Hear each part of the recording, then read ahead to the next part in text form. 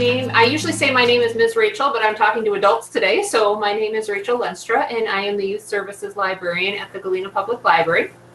And our topic today is plant-based eating, also known as veganism. For some people, plant-based eating means eating mostly plants, and they eat some animal products. And sometimes they eat all plant-based, but they also wear leather or things like that. Veganism is a whole encompassing lifestyle, and this is just going to focus mostly on the eating aspect of things. So I've been vegan for 18 years, and before that I was vegetarian for 3 years, so technically vegetarian for 21 years. So plant-based eating, you're eating plants. You are not eating eggs, no gelatin, no dairy. Lots of vegans don't eat honey. Some people will still eat honey. There's a cute little term for that called vegan. If you still eat honey. I'm not super particular about the honey thing. If I have honey, I try to make sure it's local, but I'm not overly particular about that. And then no like sneaky animal products like gelatin and things like that. If you want a full list of animal products, PETA has some on their website, or if you just Google hidden animal products or hidden animal ingredients, you'll probably find a list. So why do people choose to be plant-based? So my choice to be plant-based started out as an ethical choice, primarily based on the welfare of animals, but there's a lot more to it than that. It's what we call people, animals, planet. So eating less meat, eating fewer animal products uses fewer resources. If you think about how much water it takes to make a gallon of milk versus how much water it takes to make a gallon of soy milk, it's not even a comparison. Or how much water, how many resources it takes to make a pound of beef versus a pound of grain or beans.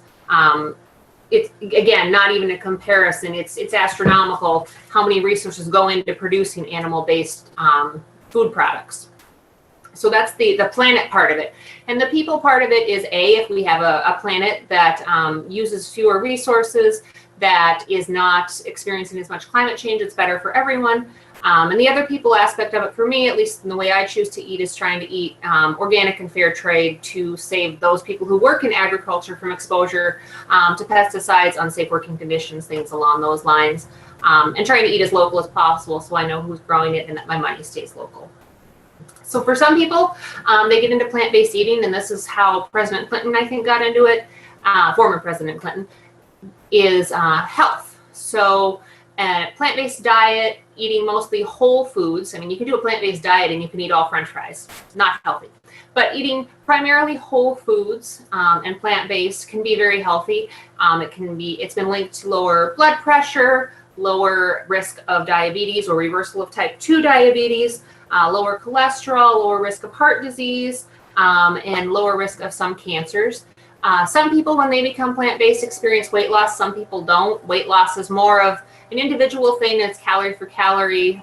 You could be eating whole foods and still including lean meats in your diet and probably still lose weight. It's not necessarily guaranteed. Like I said, you could be vegan and eat all French fries and coconut milk yogurt or coconut milk ice cream and stay the same weight that you are. So that's not a great reason to do it.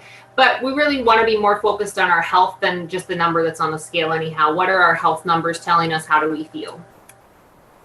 It is, like I said, though, it's associated with lower levels of obesity, lower levels of overweight, not necessarily, but lower levels of obesity, plant-based, and just whole foods in general. You want to be able to read the ingredient label and know what all those ingredients are without having a degree in chemistry. So the focus today is on how do you sub out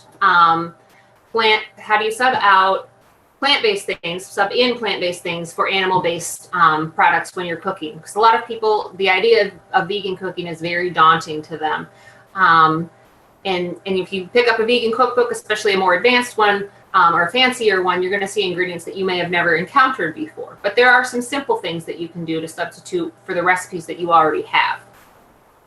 So when you're baking, oftentimes baking uses eggs. There's easy ways to replace eggs in baking. You can make flax eggs. So flax seeds are really good because, especially for vegans, we want to get our omega-3s, which people who eat fish would get from fish. We can get ours from flax seeds. So they have AHA, which our body converts to DHA, which is the fatty acids we need.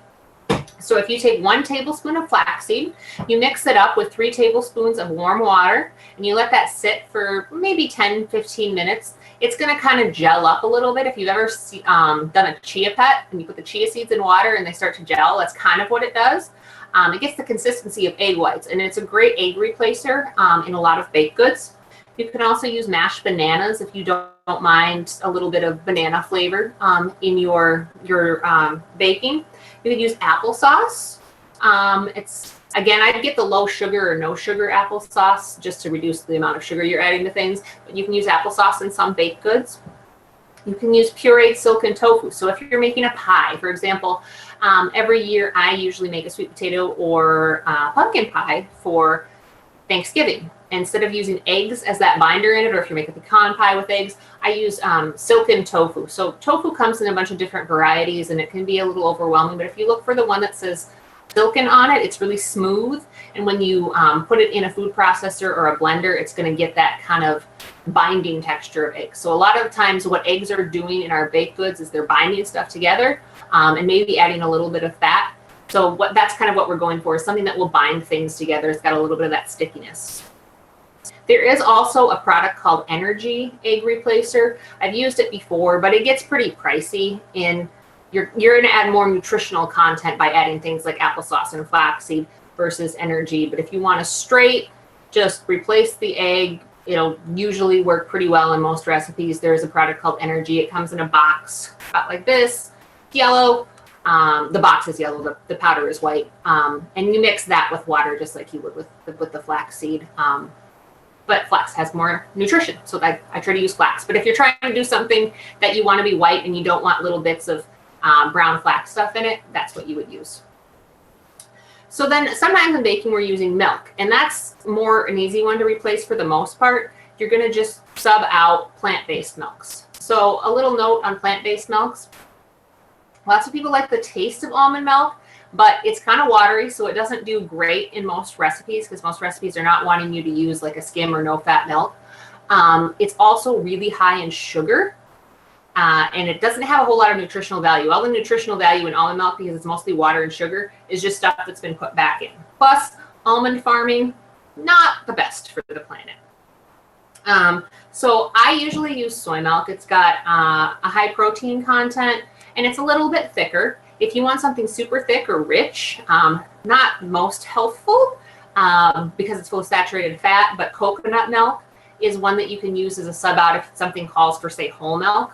Unless you're allergic to coconuts or you don't like the coconut flavor, but it does give a richness to a lot of baked goods. There's also oat milk and hemp milk, and pea milk, all kinds of different alternative milks. Look at, when you're looking at the milk, what the sugar content is and how much water is in it, because if it's really watery, you're not going to get the same robustness to your baked goods that you would get if you were using a dairy-based milk. All right, and so then when you're cooking, you want to replace eggs sometimes too. So if you're making, your breakfast in the morning and you usually have eggs or a frittata or something along those lines, and there's a bunch of different options there. So you can use tofu, and we're actually going to do a little recipe, the stuff behind me, with tofu eggless salad. It's like egg salad, but with tofu. There's a product called Vegan Egg by Follow Your Heart. That's a powder that you mix up. It's kind of pricey. I've used it a few times.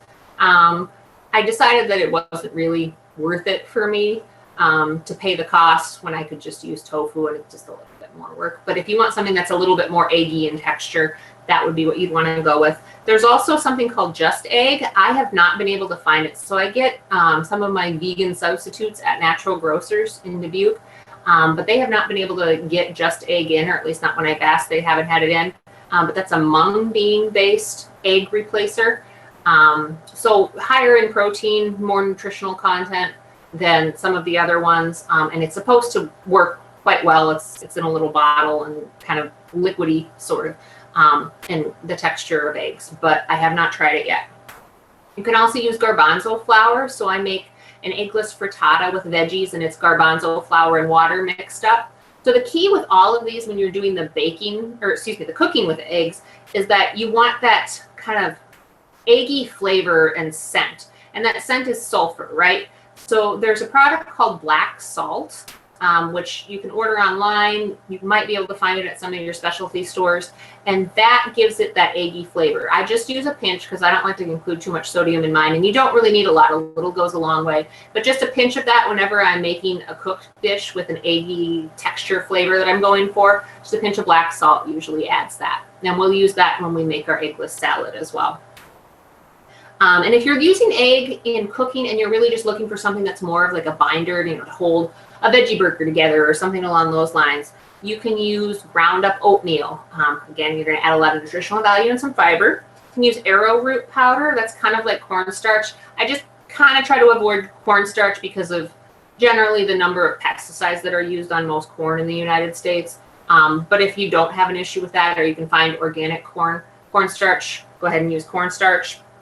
You can use breadcrumbs, make your own breadcrumbs. You can buy panko breadcrumbs or other kinds of breadcrumbs, and they will help hold stuff together as well. You'll see them a lot in breadcrumbs and ground oatmeal a lot in vegan meatloaf and vegan burger sort of recipes, just to kind of bind everything together.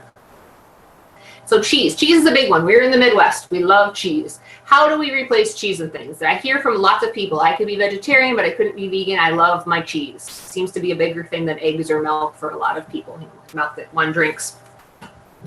So getting that cheesy flavor can be a little difficult. And some of it, I think, is just learning to say, maybe it's not going to exactly replace that cheese that I like the best, but enjoy what the flavor is that's created by the cheese alternatives. So there are cheese alternatives you can buy. You can buy nut-based cheeses. They're very expensive, but they are richer in flavor. They're more like having higher-end cheeses. There are shreds that you can buy that are like mozzarella to put on pizza, and they'll melt and kind of stretch. The flavor, it's been so long since I've had cheese, I don't really remember what cheese tastes like, but my husband, who still is an omnivore, tells me that he likes the flavor, it's just not exactly cheese. So it replaces it somewhat for him, and he just kind of learns to enjoy the flavor of the fake cheese on its own. You can also make cheese, fake cheese for sauces with raw cashews. So if you get raw cashews and you're going to put them in a food processor, it gives a really creamy texture. If you're making some sort of sauce, or you want to make a nacho cheese or vegan mac and cheese, you can do it with raw cashews. They are kind of pricey, but it's a nice special treat.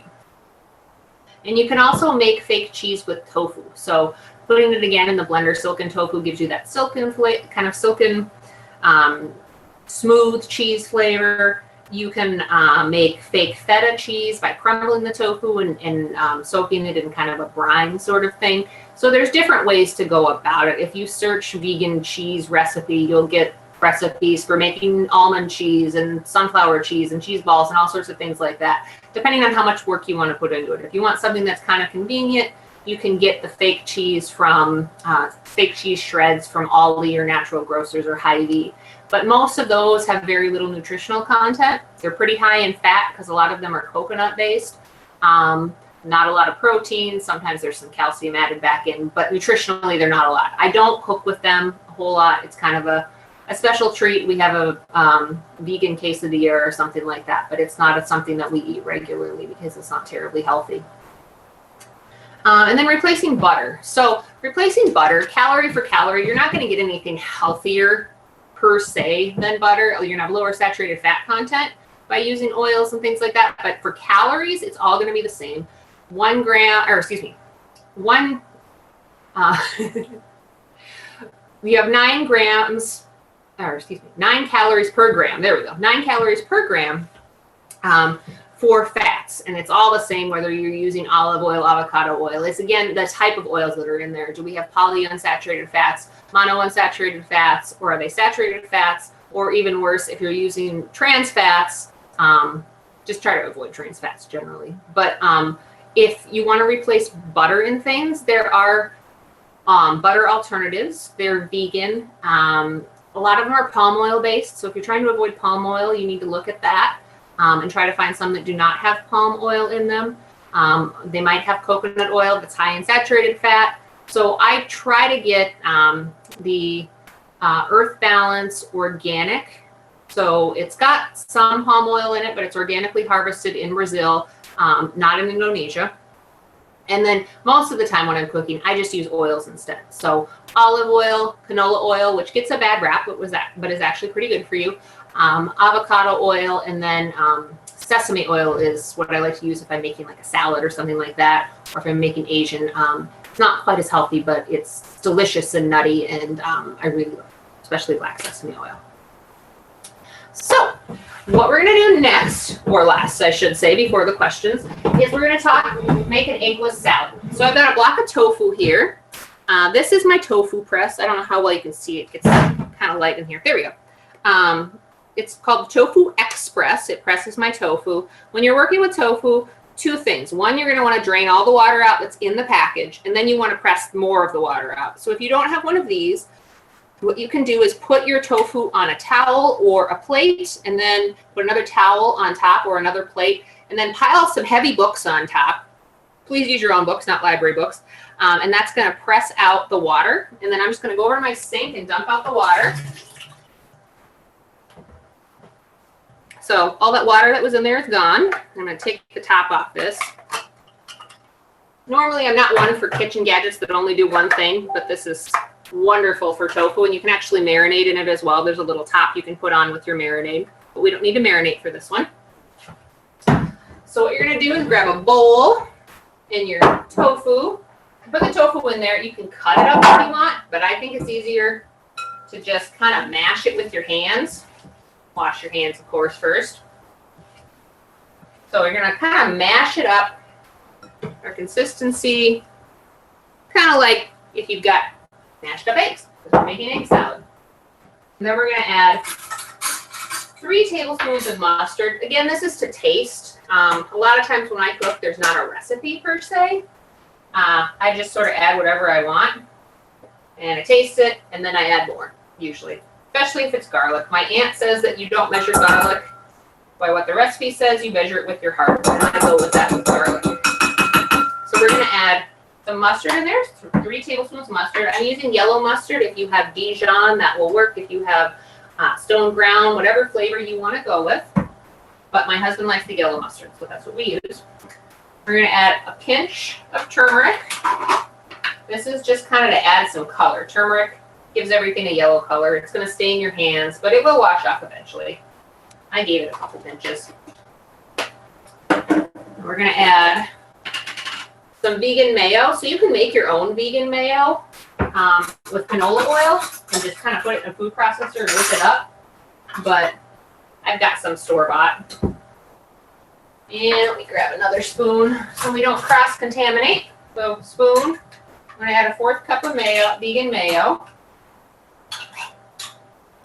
And it's not super precise. When you're baking, you want to be more precise, so there's more of a science to it. But I think there's more of an art to cooking, just balancing flavors. All right. Then this is the black salt. You see, I've had it so long, I've kind of worn off the label a little bit. But this is black salt. And I'm just going to grab a pinch of it. When you open it, you will go, oh, that is an egg smell. Maybe another little pinch. Very sulfurous. And then I'm going to put in some dill. And dill is, again, put into taste. So I get a little happy with the dill, but I like dill. And this is dried dill. If you have fresh, that will work too. But my dill is not in season. And then we're going to add a pickle, because I like lots of dill flavor and a little bit of crunch. So I make my own pickles. This is a jar of pickles from last year. I'm going to grab a few in there because they're kind of small. And you're just going to chop it up. Just sort of dice it.